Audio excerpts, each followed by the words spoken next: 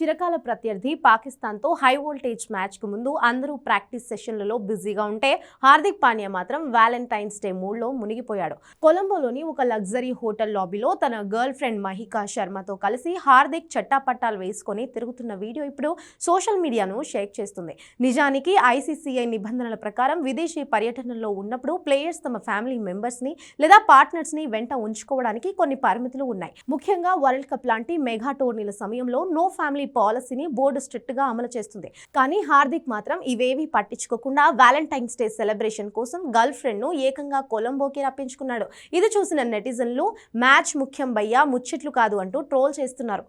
ఇక ఈ కాంట్రవర్సీకి ఆజ్యం పోస్తూ హార్దిక్ మెడపై ఒక కొత్త టాటూ దర్శనమిచ్చింది. ఇంగ్లీష్ అక్షరం ఎంని తన మెడ వెనుక భాగంలో పర్మనెంట్ గా వేయించుకున్నాడు. ఇది తన లేడీ లవ్ మహికా పేరులోని మొదటి అక్షరమేనని క్లారిటీ వచ్చేసింది. గతంలో తన మాజీ భార్య నటాషా కోసం కూడా ఇలాగే టాటూలు వేయించుకున్న హార్దిక్ ఇప్పుడు అంతకంటే స్పీడ్ గా కొత్త రిలేషన్ లో దూసుకుపోవడం హాట్ టాపిక్ గా మారింది.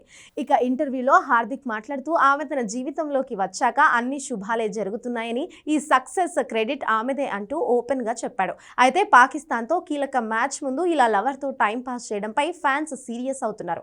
గ్రౌండ్ లో పర్ఫార్మెన్స్ ఇస్తావా లేక హోటల్ లాబీలో విన్యాసాలు చేస్తావా అంటూ సోషల్ మీడియాలో సెటైర్లు పేలుతున్నాయి. ఈ వ్యవహారంపై బీసీసీఐ క్రమశిక్షణ చర్యలు తీసుకుంటుందా లేక హార్దిక్ తన ఆటతో అందరి నోళ్లు మూయిస్తాడా అనేది చూడాల్సి ఉంది.